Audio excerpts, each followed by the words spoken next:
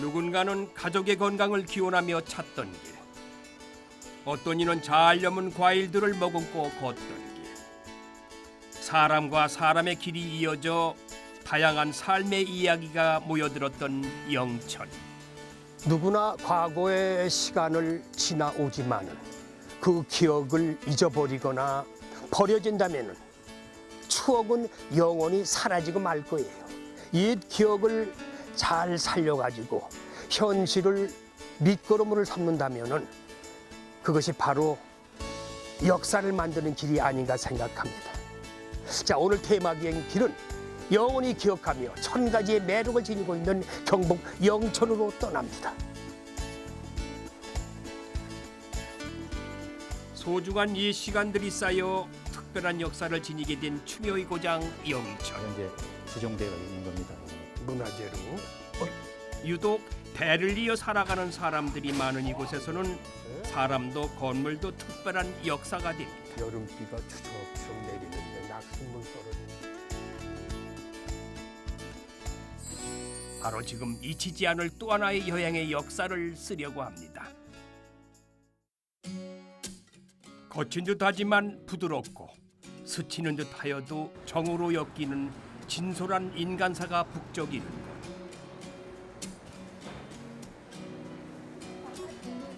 네, 안녕하세요. 네, 안녕하세요. 예, 반갑습니다. 반가우면 반갑다고 솔직하게 표현하는 사람들과 그들의 정성이 펼쳐지는 시장입니다. 어느 지역이든지 그 지역의 전통시장을 찾아가면 그 지역 사람들의 인심을 알 수 있고 그 사람들의 이야기도 들을 수 있고 또 푸짐한 먹거리들을 볼 수 있는 곳이 시장입니다. 자, 여기는 영천의 전통시장입니다. 자, 여기에는 어떤 이야기들이 숨어 있을까요? 또 어떤 음식들이 저를 기다리고 있을지 한번 찾아가 보겠습니다. 가보시죠. 어린 시절 부모님의 손을 잡고 시장에 가던 나는 그렇게 설렐 수가 없었지요. 영천시장은 그동안 얼마나 많은 이들을 설레게 했을까요? 이 전통시장. 네. 옛날에도 전통시장이라 불렀네. 그냥 장날이라고 불렀잖아요. 그렇습니다. 여기 장날. 그 영천시장에 좀 소개를 좀 해주세요. 어떤 시장인지. 1955년 5월 1일에 개설해서요. 야, 그럼 60년 넘는데? 지금 65년 됩니다. 65년. 예. 근데 예. 형성은 육개직으로 되어 있고요. 예. 그다음에 각 지구마다 특색 있는 품목들을 판매하고 있습니다. 그 이 영천에 이게 아마 영남에서 3대 시장으로 꼽히고 있는 예, 걸로 그렇습니다. 알고 있거든요. 옛날에는 안동장, 예, 안동장. 대구 양령시, 아, 양령시. 영천장 아. 이렇게 해서 영남 3대 시장. 영남 예. 3대 시장으로 그렇게 꼽혔었구만요. 불러요. 근데 저 영천시장에 오면요. 예. 꼭 봐야 할 물건이 있다고 그러대요. 뭐예요, 그게? 첫째는 돈베기, 돈베기? 예, 상어고기입니다. 예. 상어고기. 예, 둘째는 소머리 국밥. 소머리 국밥. 네. 오, 세 번째는 좀 특색 있는 뻥튀기집. 뻥튀기집. 예, 뻥튀기. 오, 글쎄 궁금한데요. 네. 특색 있다 그래서 예, 조금 무슨 이따 특색 있는지. 가보십시오. 2일과 7일이 장날인 영천 공설시장의 명물을 찾아 골목 속으로 들어섭니다. 어물전에 큼직하게 한 자리를 차지한 이것이 그 말로만 듣던 돈베기인가 본데요. 돈베기 골목이 따로 있을 만큼 영천에서는 이 제사상이나 잔치상에 반드시 올라야 하는 음식이라고 하네요. 이게 상어고기. 예, 상어고기입니다. 이제 상어고기인데 여기서는 이제 돈베기라 그래가지고 토막토막 선다 그래서 돈베기라 그럽니다. 토막토막스럽기 때문에 돈베기라 한다. 네, 그렇습니다. 이제 영천 지방하고 경산 요 주변 지방에서 이제 제수용으로 필수로 씁니다. 예. 아니 왜 이 지역에서만 이 제수용품으로 사용합니까? 이 서울에서는 다른 지역에서는 절대로 제수용품을 사용 안 하거든. 그러니까 요 주변이 보면은 이제 쓰이는 지역이 보면 옛날에 그 신라 시대 예. 연협군 같은 그런 거였고 또 사람들이 또 생각했을 때는 바다에서 잡을 수 있는 가장 큰 게 상어라고 생각했기 때문에 옛날에는 궁중에서 이렇게 쓰다가 이제 일반 서민들은 귀한 음식이기 때문에 조상님들이 이제 올리는 제수용으로 귀한 그렇게, 음식이기 때문에. 운송 수단이 발달하지 못한 옛날에는 울산 쪽에서 잡힌 이 청상아리를 소금에 절여 가지고 내륙까지 운반을 했다는데요. 지금은 부산을 통해서 참치처럼 냉동을 시켜 가져온다고 하는데 와, 이야. 운송 방법은 달라졌지만 돈베기 역사는 대를 이어 전해지고 있습니다. 집들이 많아요. 이 상어고기 파는 네네. 집이. 네. 사장님은 몇 년 하셨어? 저는 이제 아버님이 이제 선생님하고 그때 동갑이신데 그때 한 50년 넘게 하셨고 제가 한 지는 한 12년. 아버님이 한 6년 전에 잡고 하셨거든요. 그래서 이제 본격적으로 이제 아드님이 대드셨구나. 네, 이제. 예, 어머니하고 이제 같이 대를 이어가지고 예, 어머니와 같이. 네, 그렇습니다. 아, 그래. 근데 이 돈베고기를 어떻게 뭐 요리를 해서 먹어야 되는지 한번 좀 다시 한번 얘기 좀 해주세요. 아, 네. 돈베기는 보통 이제 제수용에 올리는 거는 이렇게 염장을 해가지고 2, 3일 숙성을 시켜서 약한 불에 구워서 먹는 방식이 있고 또 여기에 이제 또 굽지 않으면 약간 쪄서 먹는 스타일이 있고요. 이제 부산물로 나오는 이제 껍질 같은 경우는 이제 저희가 이제 뭐 탕으로도 그냥 이거를 껍질을 삶아서 초장에 찍어 드시기도 하고 뼈 같은 거는 넣어가지고 이제 탕국을 끓여가지고 탕국. 무 넣고 하기도 하고 이제 초가을이나 겨울 되면 무 넣고 조려도 예, 먹겠네. 예, 무 넣고 이렇게 조려서 먹는 것도 또 되게. 어묵같이 엉키거든요. 그러면 이제 콜라겐이 많다 그래가지고 그 어묵도 많이 드시기도 합니다. 돈베기를 고를 때 네네. 어떻게 골라야 싱싱하고 신선하고 선명한 걸 고를 수 있는 거. 일단은 신선해야 됩니다. 참치같이. 그 다음에 또 색깔이 이제 붉은빛을 안 띠고 아이보리색을 이렇게 좀 띠는 거. 아, 이런 색깔. 네. 그리고 또 영천돈베기 하면 이제 검은 폐가 뚜렷합니다. 이건 뭐야? 이제 사람으로 말하면 혈관 같은 이제 피가 통하는 그런 거라 그럴까요? 혈관? 네, 혈이라 그럴까? 어. 예. 이게 영천돈, 선명해야 예, 되겠네. 선명해야 됩니다. 모르는 사람은 그런 걸 이제 고르면 되겠네, 그지? 네, 맞습니다. 네. 머리에 좀 익히셨다가 네. 무조건 가서 아무거나 고르는 게 아니야. 맞습니다. 예. 모르면은 좋은 거, 값 비싸고 좋은 거 놀라 그럽니다. 값 비싸고 좋은 거 네. 주세요. 좋은 물건의 값어치가 어디 돈으로만 매겨지겠습니까? 오랜 시간 서민들의 든든한 한 끼로 팔팔팔 속 깊게 끓어가고 있는 소머리 국밥. 구수한 향이 가득한 이 국밥 골목에서는요 어떤 역사가 한가득 담겨 나올까요? 아이고 이 곰탕 골목이라 그런지 그냥 곰탕 끓는 맛. 아 이거 야 아주 구수한 냄새네요. 구수한 냄새예요. 아 이 곰탕 국물이에요? 예. 곰탕?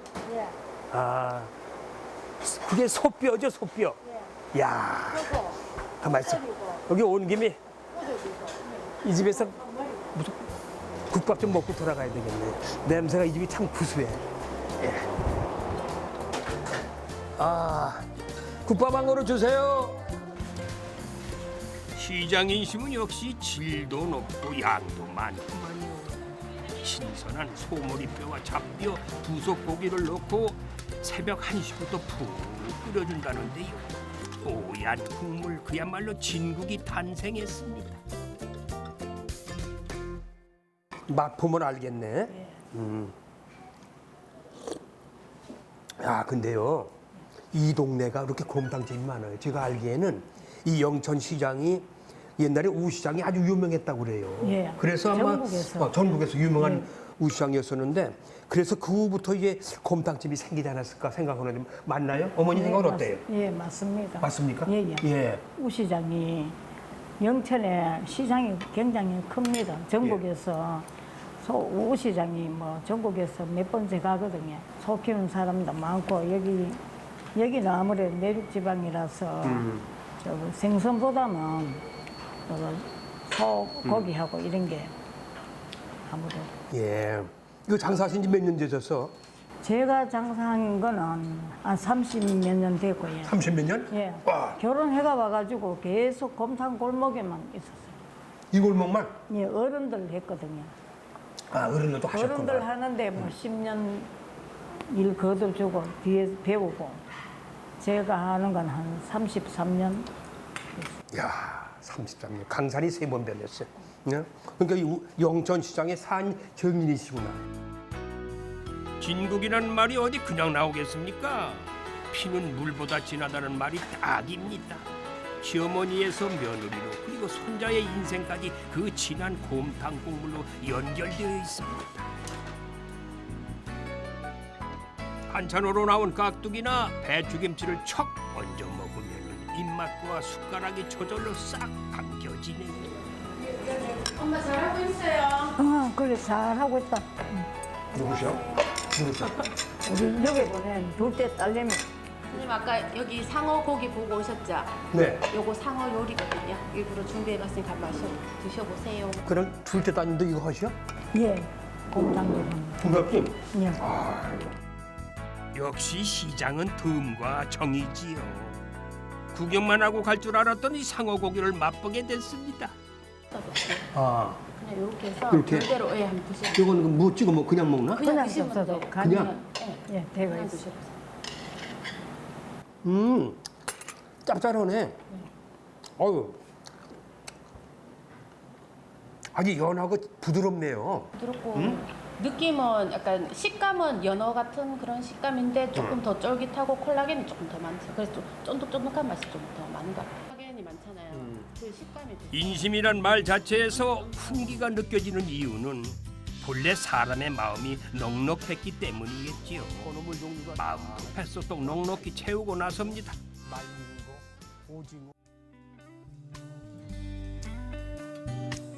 세상사의 즐거움을 타인과의 관계에서 찾아야 된다면 마음을 평화롭게 하여 타인을 배려하려는 수련자들은 이곳으로 모입니다. 영천에서 가장 유명하다는 은혜사는 들어가는 입구부터가 특별하네요.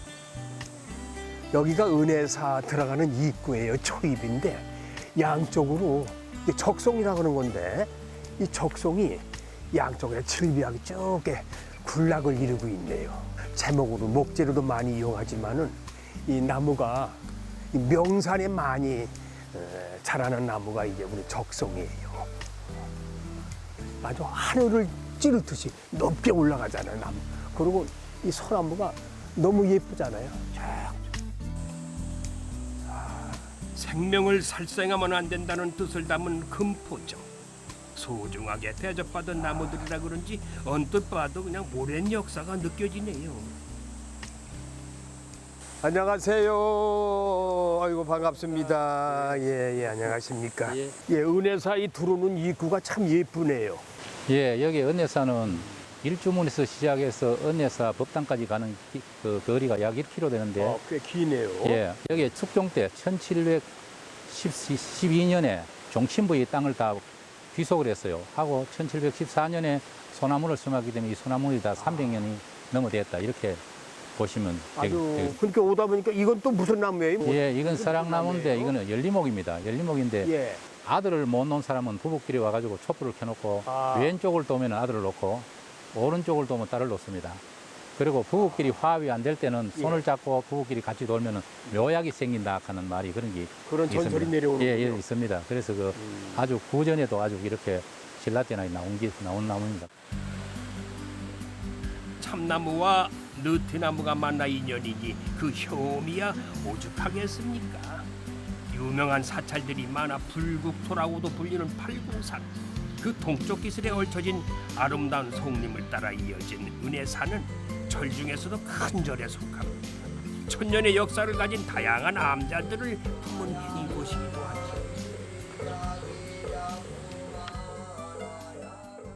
이 들어오는 은혜사의 입구가요 너무 아름답고 예쁘지만 여기 들어오니까 이 절 안에도 아주 절도 고즈넉하면서 이게 무슨 나무인지 이게 보니까 향나무 같아요. 예, 향나무입니다. 예. 향나무인데 400년 된 향나무인데 예. 이 향나무가 3가지가 한테 겹쳐져 가지고 네. 지금 자라고 있는 나무라고 이래 보시면 되겠습니다. 400년이나 됐으면 예, 이게 400년. 그럼 이게 이조인데 그죠? 예, 이조 예. 시대 때. 예. 야, 오래된 고목이네요. 예. 이 은혜사에 대해 좀 소개 좀 해주세요, 선생님. 예, 이 은혜사는 네. 그 30일 본산의 식교구입니다. 원래 저 신라에 809년에 현덕왕이 왕 때 해철 국사가 네. 요 위에 올라가면 해안평이라고 있습니다. 네. 거기서 해안사라고 절을 지어놨다가 네. 1545년에 불을 탔습니다. 아, 불을 화재가 타버리고 났어요. 예. 일로 이근을 했습니다. 이 자리에 장소에다가 해서 은혜사라는 이름을 갖다가 명명을 했는 겁니다. 다시. 아, 그래요? 예. 무슨 특별한 이유가 있네, 은혜사라고 하는 것은? 예, 은혜사라는 것은 여기에 이 꼴짝마다 암자가 다 있는데 예. 암자에 안개가 끼고 예. 구름이 피어나면은 예. 은빛 바다에 물결이 겹겹이 쌓이는 것다 해서 은혜사라는 이름을 아, 달았습니다. 이름 참 예쁘네. 그렇게, 은혜사. 예, 은혜. 되게 유명한 절은 이 고승들이 다녀가시잖아요. 예, 많이 다녀갔습니다. 요에 운보암이라는 곳이 있는데 네. 우리 새 불교를 창조해가 여신 우리 화정국사 원효스님, 그다음에 해동 초조의 종초이신 의상스님, 진울스님이요. 진울스. 예, 진울스님. 성철 선생님은 1939년부터 40년까지 예. 하한거, 동한거를 다 해놓은 아, 곳입니다. 여기서 하한거 동한거 예, 여기서 하셨군요. 예, 성철 저- 스님이. 아, 아주 그 유명한 절이구만요. 예. 은혜사가. 이름난 고승들이 다녀간 은혜사. 매년 일현 스님과 원효 스님의 추모 달해제를 열고 있다고 합니다. 중심 연각인 극락보전은 원래 대웅전이라 불리던 것을 아미타 삼전도를 모신다는 이유로 이름을 바꿨다고 합니다. 이게 신라 시대 절이라고요? 예. 여기는 법당입니다. 법당에서 극락보전을 모시는 곳인데 네. 극락보전에 아미타 부처와 관세음보살과 대세지보살 이렇게 모시고 있는 겁니다. 그래서 여기에서는 뭐더 하노 하면은 사람이 많이 와서 의식을 할 때는 100개 저거는 우리가 아미타 삼전불 괴불입니다. 100개에서 괴불을 걸고 법회를 하는데 여기는 일반 사람들이 와서 법회를 할 때는 이 안에서 법당 여기서 한다 이렇게 보시면 되겠습니다. 아까 이 들어다 보니까요. 이 조각상이 쥐 같은 게 무슨 형상이 있었어요? 예, 쥐가 여기는 그게 무슨 형상이에요? 두 마리 있습니다. 여기는 네. 지금 여기 보는 좌쪽에는 흰 쥐가 있고 흰쥐, 예, 우측에는 검은 쥐가 있습니다. 검정쥐. 예, 요는 이제 흰 쥐는 뭐를 하면 낯을 이야기하는 것이고 네. 낯을 낯. 저 까만 거는 밤을 얘기하고. 연상하는 거고 그리고 이 쥐는 뭐냐 하면은 저 우리가 12간지 중에 제일 첫째 자신이죠. 그렇죠. 자신인데 자신이며. 여기에 와서 법당에 와서 예배를 드릴 때 예. 혹시나 잠을 자든지 현몽을 깨워주는 이 네. 혼몽을 깨워주는 그런 역할을 하기 위해서 달아놨다 이렇게 졸면은 예, 저 졸든지 흰쥐한테 혼나는군요. 예, 정신이 좀 호미하다든지 딴 생각을 한다든지 이런 걸 그렇게 되는 거예요. 그런 의미가 있군요. 예. 흰쥐, 검은쥐. 아, 난이 사찰에 와서도 그 쥐가 딱 붙어 있는 저런 조각은 처음 봤어요. 자연의 생물들과 깨우침을 주고받아온 사찰의 역사. 성보박물관에서 은혜사의 오랜 이야기가 펼쳐져 있습니다. 선대 선사들의 초상뿐 아니라 다양한 저서와 석불들까지 특히 은혜사는 특별한 필체와 관련이 많습니다.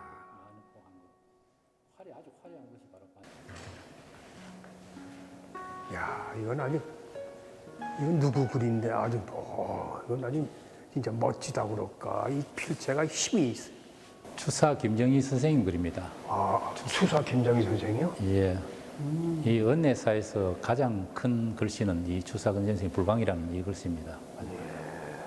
그런데 불자에 보면 부처불자만 획을 갖다 깊이 꺼놨지. 그죠? 네. 이 글은 언제 선록하면은 우리가 볼 때 추사 선생님이 그 1840년도에 안동 김씨 세도에 의해서 제주도로 유배로 갑니다. 대정동에. 예. 가면서 거기서 8년을 지내가 9년 만에 와서 이 불광이를 썼는 걸 그렇게 우리가 보고 있습니다. 그래서 설에 보면은 저 빛광자보다가 불처불자를 했는데 저 획이 가장 너무 길었답니다.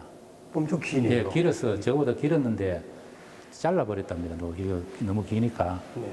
줄였는데 그 획은 줄을 수가 있지 않습니까? 저게 그러니까 그 주사 선생님이 와서 보고 자기 글을 줄였다고 호동을 쳤다 하는 그런 설이 있습니다. 그 설은요. 그래서 가장 획을 걷는 그것이 가장 큰 글씨다 이렇게 보시면 되겠습니다. 그러니까 추사 선생님이 와서 썼는데 예, 썼는데. 이게 너무 내 글씨가 아니구나. 예. 너무 긴 걸 잘랐으니까. 그러니까 너무 왜 이렇게 했느냐고. 그래서 다시 쓴 글이겠네요. 그래서 아, 이 세로로 근 획이 길어가지고 야, 그건 좀 특별하네요. 특이하면서도 불자가 불광 힘이 있어요, 그냥. 대단하죠, 글자가. 여기는 추사 선생님 글씨가 굉장히 많습니다. 은혜사에는. 은혜사에는 뭐 현판도 달려있고 옛날 대웅경거도 있고 신금당이라든지 여러 점이 있습니다. 다양한 현판의 글씨를 정성껏 써준 추사 김정희 선생. 은혜사를 아꼈던 마음이 오롯이 새겨져 있군요.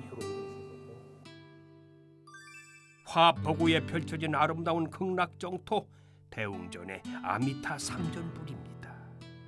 이거는 괴불이죠. 예, 괴물입니다. 이거 그 영조 때 1700년도에 그리는 작품인데 18세기에 연꽃에서 이 부처님이 나오는 이 그림인데 아주 18세기에서 그린 그림으로서는 아주 걸작품이라고 이렇게 우리가 보고 있습니다. 그래서 이 그림은 복판에 있는 것은 가운데 있는 것은 아미타 부처이고 그 다음에 여기서 오른쪽에 있는 부처는 관세음보살과 대세지보살 이렇게 좌측 협신불이 있습니다. 요 3부자입니다. 부자. 은혜사에서 법회를 할 때 밖에다가 걸어놓고 이 법회를 하는 이 괴불입니다. 법회할 때 밖에다 걸어놓고 괴불거리다 걸어놓고 지금 하는 겁니다. 예.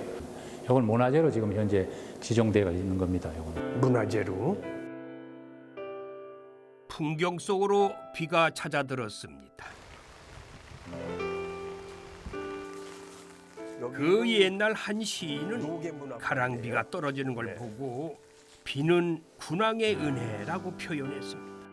비가 만물을 자라게 한다는 뜻이지요. 그 시인이 바로 노계 박일로 선생입니다. 가사문학의 대표자라고 할 수 있는 노계 박일로 선생에 대해서 좀 소개 좀 해주시죠. 예, 노계 박일로 선생님은 1561년에 부간 도천리에서 아버님 성의 부의하시는 복성님과 어머님 조홍천주시 주신심의 딸로 하여 장남으로 태어났습니다. 선생님은 태어나서 시제에 재질이 있어 13살 때 대성음이라는 시를 지어서 많은 사람들에게 보는 이에게 놀라게 했다고 그렇게 합니다. 예. 어린 시절부터 아주 영특하셨구만요. 예, 어린 시절 때부터 시를 좋아하셨고 요즘은 어린 애들이 스마트폰을 가지고 그렇죠. 놀이를 하는데 노계 박인로 선생님은 시제가 뛰어나서 시를 갖다가 그 당시에 어린 나이에 시를 갖다가 어린 나이에 쓰시고 문장가로 그때부터 시작이 된 거죠. 그죠? 예. 예. 당시 서양의 셰익스피어와 비교해 놓았는데 스승과 제자가 불분명하고 작품 정리를 하지 않았다는 특징이 닮았다는군요. 동양에서는 송강, 정철, 고산, 윤선도와 더불어 한국 가사문학의 3대 시성으로 불리고 있습니다. 이것도 박일로 선생의 시군요. 예, 태평서입니다. 나라가 한쪽에 치우쳐 작고 해동에 버려져 있어도 기자가 끼친 풍속 고금 없이 순박하고 인정이 두터워 조선 건국 이후 200년간의 예의를 숭상하니 우리의 문화가 한당 송과 같이 되었더니라고 써 있군요. 박인로 선생님은 38살 때 지은 작품으로서 경상도 좌절도서로 성림문 막화에 휘하여 있을 때 외적이 밤에 달아나자 성인문 수군을 위로하기 위하여 박인로 스님에게 청하여 이 가사를 짓게 하였습니다. 외적이 도망가자 수군을 위로하게 지은 가사다. 예, 그렇군요. 노계문학관 뒤쪽에 있는 도계서원을 찾으면 효심과 충절의 마음으로 한 시대를 살아갔던 노계 선생의 또 다른 시를 만날 수가 있습니다. 조홍시가 반중 조홍감이 고와도 보이나나 나다 유자 아니라도 품은즉도 하다마는 부모가 반길이 없을세 글로 저로 하노라. 중국에 원술이라는 사람과 육적이라는 사람이 있습니다. 예. 육적된 사람이 있는데 육적이 원술이 스승인데 찾아갔어요. 찾아가니까 유자를 내놨어요. 중국이니까. 유자를 내놨더니 먹어보니 하도 맛이 있었어요. 맛이 있어서 먹다가 보니까 아버님이 생각이 나가 부모님이 도포 자리에다가 도포 밑에다가 이었어요. 불룩한데 도포에다가. 하직 인사를 하면서 절을 합니다. 그죠? 절을 하니까 유자가 떨어졌어요. 그래서 육적이 하는 얘기가 그 공은 왜 이렇게 그랬나 이러니까 집에 부모님이 생각이 나서 그래 가져가려고 그랬다. 그런 고사에서 빗대어 노계 선생님이 이 조홍감시를 시가를 지었다고 합니다. 무신으로서 백성의 안전을 살피고 시인으로서 세상의 마음을 보듬은 노계 선생에 대한 추억이 부간면 도천리 낮은 산자락에 모셔져 있습니다. 노계 선생과 비오는 도계 서원의 풍경을 함께 보았다면 시 한 수가 절로 나왔겠지요. 낙수물 떨어지는 도계서원이네요. 이 도계서원은 어떤 곳인가요? 이 도계서원은 예. 본래 풍덕산 아래에 예. 조계사라고 있었는데 도계사에서 유생들이 공부하였습니다. 공부를 하고 있다가 대원군 때 철폐령을 당했습니다. 1970년도 후손들이 이곳에 와서 다시 이 도계서원이라고 칭하고 그렇게 여기서 창건을 했다 이렇게 보시면 됩니다. 그러면은 노계 선생님의 그 유학생들이야 학생들이 여기서 공부하던 곳에 여기서는 향사를 모시고 공부한 적은 없는 것 같습니다. 그냥 제사만 모셨다고? 예, 제사만 모시고. 제사를 어디서 모셨어요? 제사는 저 위에 사당에서 모시고 있습니다. 도계 서원은 다른 서원에 비하면 규모는 작지만 저수지를 앞에 두고 있어 아름다움의 폭은 가늠할 수가 없습니다. 인근에 노계 선생의 묘소가 있다는군요. 자, 뭐 여기 다 보니까요. 들어올 때 입구에서 보니까 여기 입동묘라고 여기 현판이 있거든요. 입동묘. 이건 무슨 의미가 있겠죠? 입덕묘는 노계 선생님의 그 문집에 보면은 입덕문과 인기관이 두 곳이 있는데 거기에 보면은 이 문을 들어오는 사람은 즉시 군자고 이 문을 들어오지 않은 사람은 소인이다. 그리고 임기관은 이곳을 스치는 지나는 사람은 사람이고 지나지 않는 사람은 귀신이다. 신을 모시니까 예. 그렇게 선생님 말씀하셨습니다. 노계 선생이 무슨 큰 의미가 있었겠죠, 그죠? 네. 50이 넘도록 칼과 붓을 차고 전쟁을 누비다가 시에 귀한 노계 선생. 그의 인생이 한편의 시가 아닐까 하는 생각이 듭니다.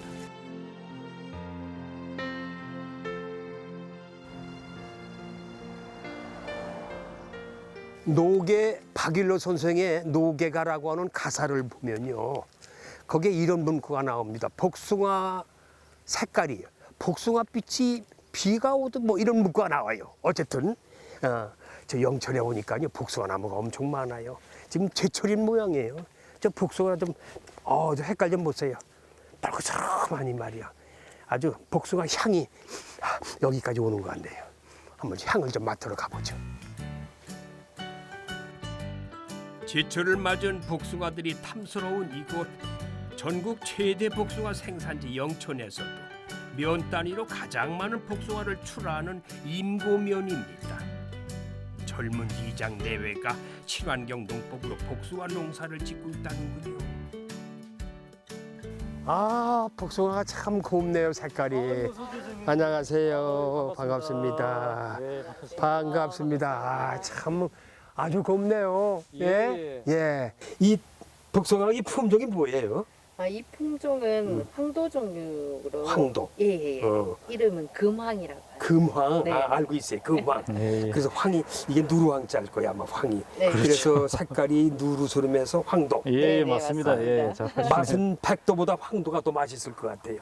그렇죠? 예. 어때요? 고유의 맛들이 좀 있습니다. 그렇죠. 황도는 황도대로 있고 대로? 또 백도는 백도대로 있고. 예. 그런데 어떠세요? 왜 여기가 영천이 예. 이 복숭아가 잘 되는지 뭐 무슨 이유가 있어요? 예, 복숭아가 맛이 있으려면요. 예. 햇볕을 잘 봐야 되고 또 비가 많이 오면 안 돼요. 예, 그런데 이제 영천이라는 지역이 일조량이 복숭아가 나올 즈음에 여름 즈음에 일조량이 전국에 최대로 많고요. 그리고 강수량이 좀 적어서 강수량. 예. 그래서 복숭아가 그렇게 잘 되고 또 맛도 좋고 또 가격도 잘 받는 것입니다. 그래서 영천 복숭아가 맛이 있구만요. 예, 그렇습니다. 여기 온 기회 하면서 한번 따볼게요. 예. 그냥 어떻게 이게 따면 되나요? 예, 꼭지가 안 상하도록 이렇게 그대로 따시면 돼요. 안 상하도록. 예. 그렇죠. 와. 어렵진 않네요. 예, 그렇습니다. 옛날에 제가 저 사과서리 할 때요. 예. 어떤 사람이 그러더라고. 예. 이렇게 따지 말고 돌려 따라고. 소리 안 나게. 소리 안 나게. 7월 말부터 9월 중순까지 이어지는 복숭아 수확. 사시사철 손이 가는 1년 농사에다가 덥고 비가 많은 시기에 출하하는 아주 까다로운 녀석입니다. 귀농하실 때 좀 힘드셨죠? 네. 어떠셨어요? 그 당시만 하더라도 귀농이라는 단어가 없을 시대였거든요. 농사지로 내려오면 사회에서 실패해서 내려오는 이런 시대였기 때문에 아버지가 너무 부끄럽다고 정농사 짓고 싶으면 내 안 보이는 데서 지어라. 그러니까 이제 그렇게 아버님은 이제 이렇게 좀 이제 수익도 좀 해나고 좀 하면 다시 서울로 올라가겠지 이런 생각에 계속 이제 힘든 일만 시키시더라고요. 생전해보지도 않은 일만. 정말 이렇게 막 아침에 다리가 아파가지고 걷지도 못할 정도로 힘든 일만 시키시고 그래서가 한 2년 정도 지나니까 이제 그래도 아버님이 자들이 그래도 참고 잘하네 이래가지고 농사를 한번 맡겨봐야겠다 이래서 이제 그때부터 이제 아버님 마음을 좀 열어주셨죠. 그래가지고 인내심을 보신 거예요. 네. 이 자식들의 인내심, 얘네들이 몇 년을 참을 수 있을까?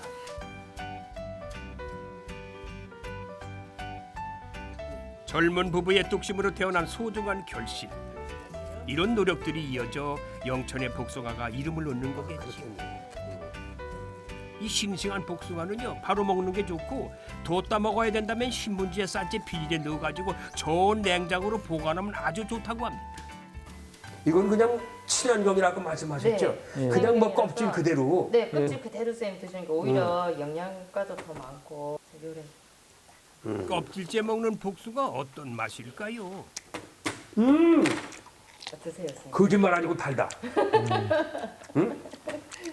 이렇게 맛있는 사람들이 맛을 보고 예. 맛있다고 할 때 기쁘죠. 행복하죠. 농사 짓는 맛이요. 그것도 최고 행복하죠. 1년 동안 기다리신 분들한테 복숭아 맛이 너무 맛있다, 행복하다, 고맙다 들을 때는 그렇죠. 돈도 벌죠. 고맙다는 인사까지 듣죠. 그리고 또 농사를 잘 지었거나 이런 자부심도 들고. 그렇죠. 그래서 너무 행복하죠. 그때가 최고 행복합니다. 보람이 있을 것 같아. 사모님은 어떠세요? 저 가장 보람 있을 때는 봄부터 시작해서 계속 했는데 과일이 정말 크고 탐스럽게 열렸을 때 맞아. 정말 나 진짜 봄부터 열심히 고생해가지고 했구나라는 게 첫 번째 보람이 있는 것 같고 그다음에 가장 큰 보람은 이 좋은 맛있는 복숭아들 많은 사람들과 나눠 먹을 수 있다는 게 가장 행복한 것 같아요. 복숭아의 유명세만큼 이름난 것이 하나 더 있지요. 영천은 한약 유통의 중심지이기도 한데요. 여행객의 고픈 배를 달래는 건강하고 특별한 음식이 있다고 해서 찾았습니다. 노란색 고운 반죽의 정체는 저게 뭘까요? 모양이 꼭 송편 같죠? 그냥 보통 떡이 아니라고 합니다. 야, 이 떡, 꼭 이 색깔도 고우면서도 다양한 떡이네, 그냥. 야, 이거 떡에서도 향이 나네요. 떡 냄새가. 응? 마스크 꼈지만은, 이건 또 이상한 향이 좀 다른 향인데? 이거 맛도 볼 수 있어요, 한번 좀? 예. 요거 한번 맛 한번 보셔요.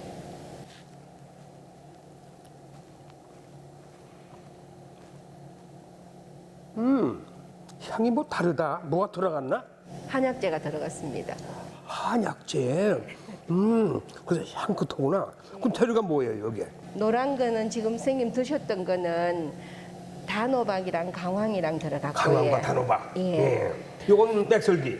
이건 백설기인데 뭐 이게 계피도 들어가는 것도 있고, 예. 그리고 정량 들어가는 것도 있고, 정량 들어가는 것도 예, 있고. 여러 가지 한약재를 이용해서 만들고 있습니다. 그러니까 이걸 보고 좀 걸고 이거 보고 뭐라고 그러죠? 한약재 들어간 떡 보고? 통틀어서 약선떡이라고 합니다. 약선떡. 예. 약선떡. 예. 이것도 손이 많이 가는. 이거 하긴 손으로 하는 거지 기계로 하는 거지, 다 이거. 기계로도 하고 손으로도 하고 손으로도 그렇게 하고. 하고 있습니다. 영천에 모이는 한약재로 떡을 만든 지 50년. 시어머니에서 며느리 그리고 자녀까지 3대가 떡을 만든다는데요. 그러고 보니까 영천에는요. 가업을 이어가고 있는 사람들이 참 많죠. 아이고, 이게 다 익었다는 이게 신호예요? 세월이 쪄낸 약선떡, 그 맛은 어떨까요? 야, 이렇게 조각이 탁 나는구나 이게. 어?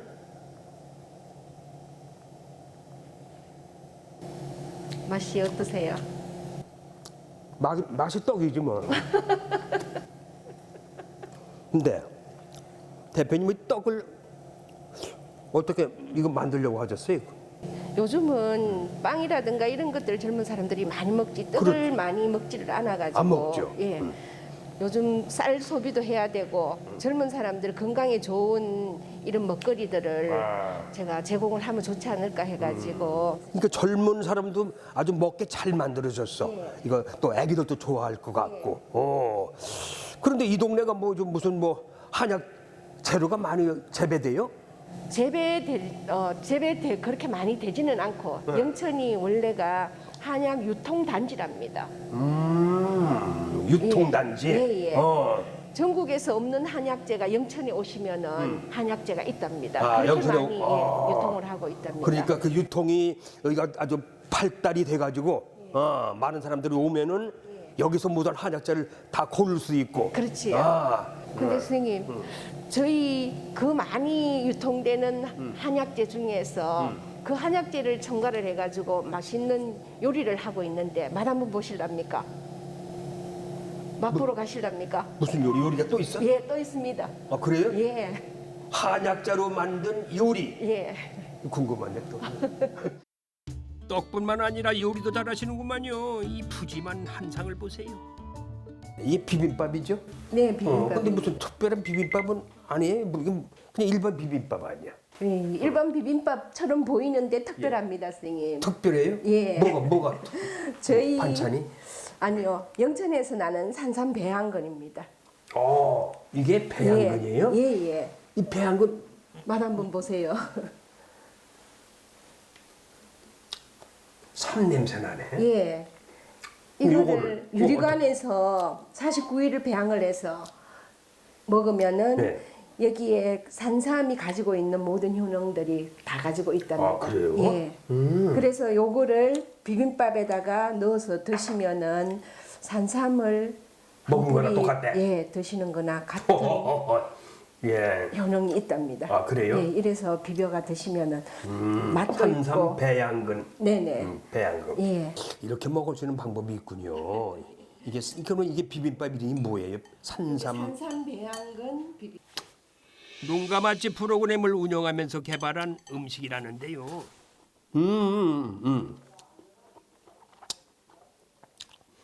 일단 그 배양근이 들어가서 그런지 맛 향이 일반 비빔밥하고 다른데 맛이 참 좋네요. 그렇죠.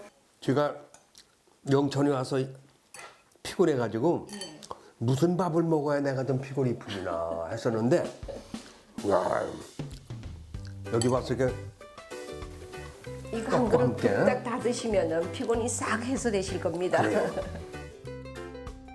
그 옛날 못 구하는 게 없었던 영천. 지금도 다를 게 없군요. 오랫동안 가업을 지켜온 사람들을 뒤로하고 그들처럼 무언가를 지켜낸 선조들의 이야기를 찾아왔습니다. 고천, 서원, 남달리 서원이 많은 영천에서 이곳은 어떤 의미를 담고 있을까요? 여름비가 추적추적 내리는데 낙수물 떨어지는 이 소리 들으니까 옛날에 저 애할머니 댁에 간 기분이 나요. 이렇게 모습이 이렇게 돌담길 있고 토방이 있고. 근데 오다 보니까 여기가 보니까 고천서원이라고 써 있더구만요. 여기는 누구를 모시고 고천서원은 임진왜란 때 영천이 함락됩니다. 함락되면서 나라와 지방 향촌이 누란 위기에 빠졌을 때 지역의 유림들이 내가 내 몸을 던져서 나라와 향촌을 지키기 위해서 군연히 떨치기라는 의사들이죠. 그래서 의병들입니다. 그런데 영천성을 복성을 하고 그 다음에 경주 전투에 가서 한날 8월 20일 한날 같이 전사를 합니다. 그래서 영천 유림들 중 17명 중에 10분을 여기가 모시는 거죠. 임난사 영천의 고천서원은 정신사 쪽으로 아주 중요한 곳입니다. 1705년 숙종 31년에 처음 세워져 가지고 2003년 경상북도 기념물 제144호로 지정된 고천서원. 이곳에는 여러분의 위패가 모셔져 있습니다. 나라를 위해서 또 향천을 위해서 지키다가 돌아가신 10분의 의사들을 여기 지금 위패를 모셨는데요. 그 10분 중에 혹시 뭐 누구 한 분이라도 한두 분이라도 소개해 주실 분 계신가요? 다 저기 중요하고 큰 뜻을 가지신 분인데 제가 배울 때는 저기 보는 저기 만정 최 선생님 그리고 노한 김 선생님이 계신데 만정 최 선생님은 고려시대 영천 최씨로서 호족이었습니다. 특히나 화약으로 유명하신 최무선 선생님 7세손이죠. 그래서 영천의 지역을 유림을 대표하는 집안을 대표하는 분들이 다 여기 계신 거예요. 그리고 노한 김 선생님 같은 경우는 임고성원 창건했던 거기 김명생 선생, 노호서 선생, 정율량 선생 중에 김명생 선생님 종질입니다. 그래서 임전 일한 후에 임고선 피폐해졌을 때 재중건하는 게 김연 선생님이 자제분 김치래 선생이 임고선을 중건하거든요. 그러면 임고선 창건과 중건이 이 집안에서 이루어졌다는 거죠. 임진왜란 최초의 육지전 승리를 이끌고 영천의 역사를 만들어낸 중요한 기억을 되짚어 보았습니다. 이렇게 걸출한 인물이 많이 배출될 수 있었던 것은 지성과 기원이 있었기 때문 아닐까요? 여기 여기가 무슨 공원 같은데? 여기가 돌할매 공원이라고 썼네. 비는 명당 자리 돌할매죠. 돌할매 공원이라고. 그리고 돌할매는 저쪽에 일로 들어갔어요. 여기 써있네 돌할매. 할매 있고. 소원의 명당이라 불리는 이곳. 돌할매를 만나기 위해 전국 곳곳에서 사람들이 찾아온다는데요. 어떤 영험을 가졌을까요? 이 마을 사람들에게는 수호신이기도 하답니다.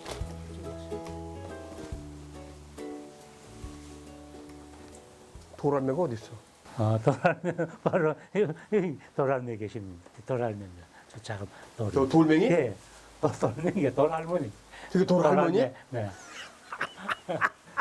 이 돌할매는 왜 돌할매라고 그런 거예요? 아마 정확한 건 안 되지만 350여 년 전 이 마을에 있었는데 본때는 겨울 가에 따로 있었다 좀 떨어진 곳이 있었는데 우연하게 누가 이제 찾아가지고 그거 이제 동네 이제 수호신처럼 하다 보니까 여기에 내려오는 뭐 전설 같은 거 뭐 있어요? 아니면 뭐 있었던 얘기? 10여 년 전에 영천에서 전국 실험대회가 있었어요.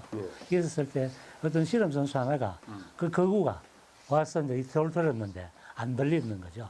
그래서 그해 아마 그날 그 실험 대회에 가서 좋은 성적으로 입상했다는 소문은 들었고.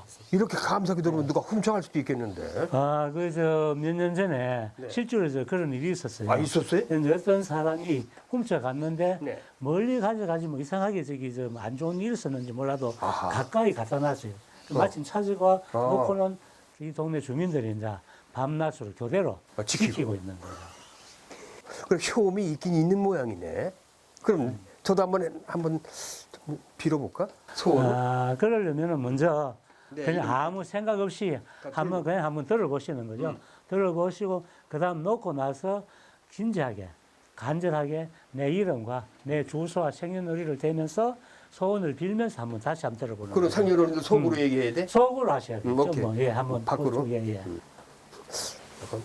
잠깐 그거 떨리네. 이거 진짜. 마을 사람들은 마을의 대소사를 점치거나 소원을 염원할 때 돌할매지로 간다고 한다는데요.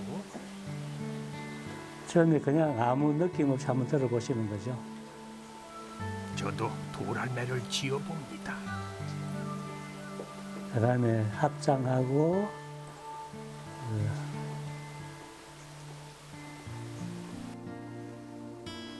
약 10kg 정도의 무게인데 소원을 빈 후 들어올립니다. 느낌이 다르죠? 완전히 그죠? 더 무거워져. 아까는 가볍게 들었는데 지금 좀 묵직하네. 그건 이제 소원이 이제 이루어지는 거죠. 무엇인지 몰라도. 그래요? 네. 신기해. 아마 좋은 일이 있을 겁니다. 와, 외국 사람들이 이거 보면요. 참 한국 사람들 희한하다고 그럴 거야. 아니요, 돌 보고 빌고 혼자 뭐 쪼글쪼글 오고 말이죠. 거기가 돌이 빌면은 뭐 돈이 생기나 밥이 생기나. 무섭지 않아요? 근데 실제로 그 관광버스 타고 투어하는 외국인들이 있어요. 그래요? 와서 저기 신기하면서 체험해 보는데 어떤 사람은 그냥 아무 느낌 없고 어떤 사람은 실제로 무게가 다르니까 자기도 신기합니다. 그래서 외국인들도 신기하면서도 네. 체험을 합니다. 아, 예. 그렇지 신기하지. 그러니까 사람들이 이제- 저러니까 진짜 네. 한번 자기들도 테스트 해보는 거예요. 지금 코로나 때문에 이전 국민이 어려움에 처해 있잖아요. 예. 그래서 희망을 잃지 말고 잘 극복하시라는 의미에서 한번 소원을 빌겠습니다. 아, 그러죠. 예. 그럼 소원 빌까요? 예, 똑같이 여기 그렇죠. 서서. 예, 우리 곁에 재난들이 사라지도록 정성껏 소원을 빌었습니다. 돌할매가 꼭 소원을 들어주시겠지요. 아마 이제 코로나 없어질 거야. 빨리 종식이 되겠죠. 예. 정식돼가지고 우리 국민들이 희망에 차게 잘 극복할 수 있도록 아마 그렇게 될 거라 믿어 의심치 않습니다. 오늘 수고하셨어요. 예, 고맙습니다. 고맙습니다. 소원과 소원 그리고 1000가지 매력의 사람들이 있었던 영천. 자, 시청자 여러분 어떻게 재밌게 보셨나요? 고맙습니다.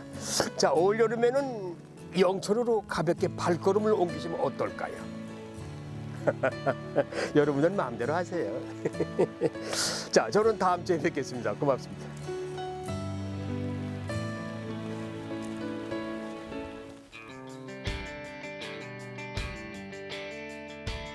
그곳에서 우리는 소중한 것을 기억하고 지키고 가꾸어 나가는 아름다운 모습을 만났습니다. 세월에 따라 더 짙어지는 영천의 이야기가 기대됩니다.